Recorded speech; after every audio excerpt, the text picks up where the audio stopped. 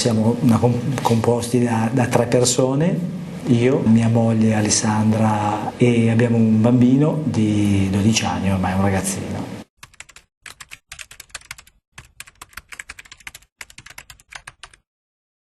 Ci siamo conosciuti che Alessandra aveva già avuto la diagnosi di DSM, lei mi ha detto io sono Alessandra e ho la sclerosi multipla. Io sono rimasto un attimino così perché più o meno sapevo a grandi linee cosa fosse, ma poi diciamo a furia di frequentarla con maggiore assiduità fino a poi diventarne diciamo compagno prima e poi marito dopo, sono riuscito praticamente a comprendere sempre meglio e sempre più in prima persona quali sono gli aspetti della sclerosi.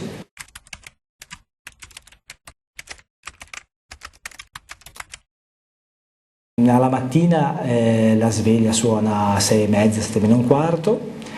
e aiuto ad alzarsi Alessandra, poi la accompagno in bagno, l'aiuto a lavarsi, a prepararsi o cosa,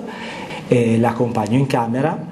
e lei chiama Morgan, che è il nostro figlio, quando si alza praticamente poi facciamo colazione insieme e dopodiché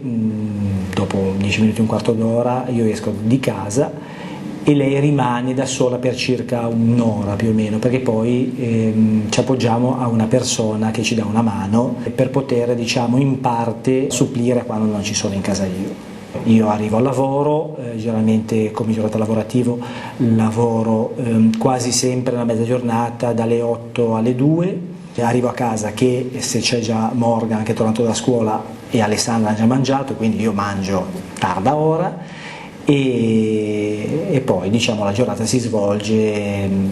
diciamo in ambito familiare, alla sera ci sediamo sul divano, ci guardiamo un bel film, più spesso le partite, visto che siamo amanti del calcio, sia io che Morgan, poi diciamo la giornata si conclude a dormire, devo aiutare Alessandra diciamo per i suoi bisogni o cosa e poi andiamo a dormire e rinizia diciamo di nuovo.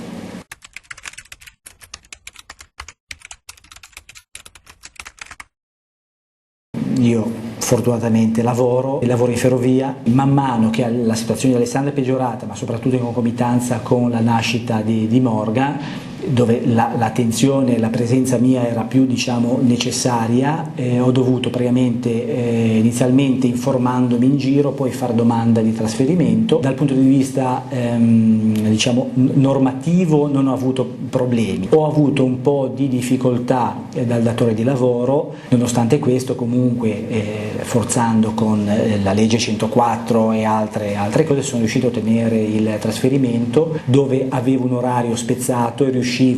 in concomitanza dalla pausa pranzo di riuscire ad andare a prendere Alessandra al lavoro.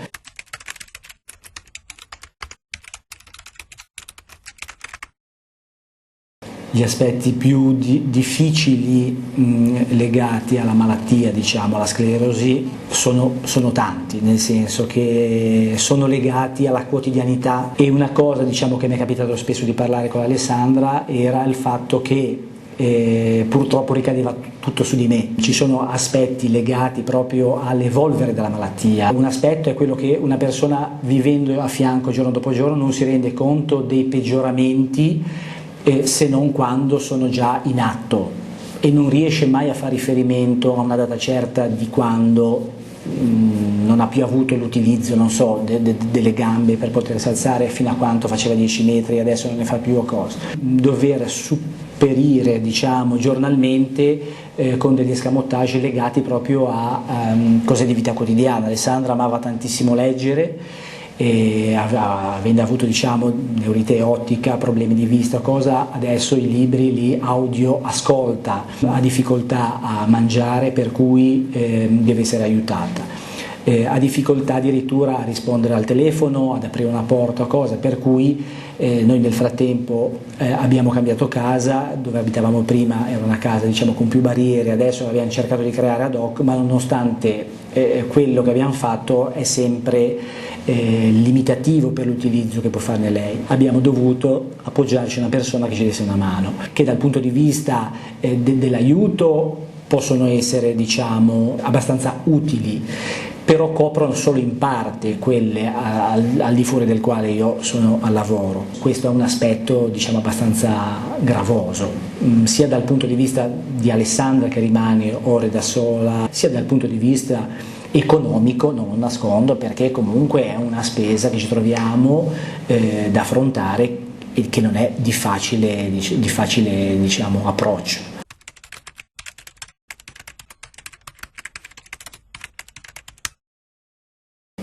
A volte mi dice: vorrei che ti mettessi nei miei panni, e a volte sono io a dire il contrario, per cui insomma, ci troviamo a metà strada.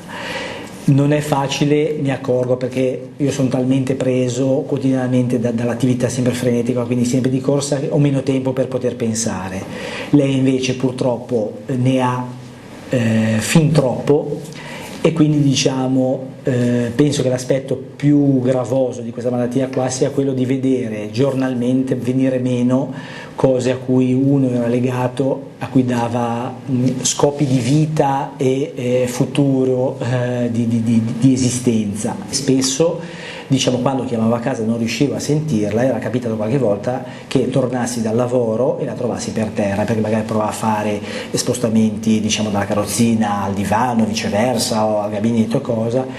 e quindi io poi vivevo con ansia anche il fatto di andare a lavorare, per cui per poter mettere fine a una situazione che a livello psicologico deteriorava me e dal punto di vista della sicurezza non aiutava di certo Alessandra, ci siamo appoggiati, abbiamo trovato man mano persone, diciamo, avvicendate ad aiutarci, diciamo, fattivamente in casa, e quindi, diciamo, abbiamo risolto il problema in questo modo.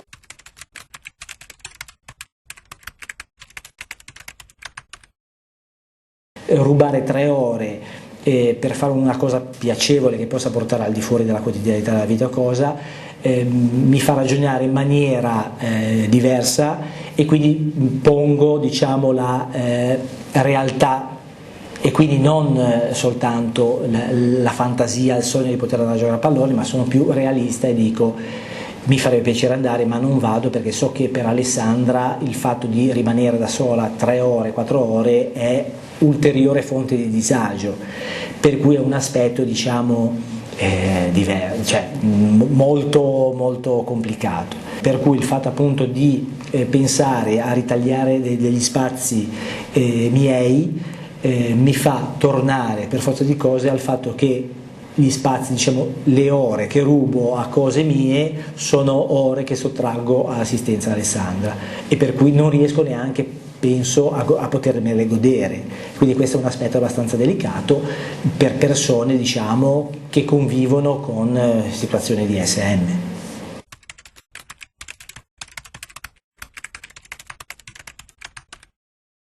E affrontare giorno per giorno le difficoltà della vita con estrema serenità, facendosi aiutare e cercando appunto un coinvolgimento anche di situazioni esterne, da figure professionali, a partire dal terapista, quanto dal volontario, quanto dalla persona, diciamo, con un minimo di preparazione di base o cosa è, però a volte fa anche la compagnia, riuscire, diciamo, a parlare con qualcuno che sia al di fuori della famiglia, e questo può valere sia per la persona affetta da SM sia per la persona, diciamo, che ne condivide, diciamo, l'esperienza.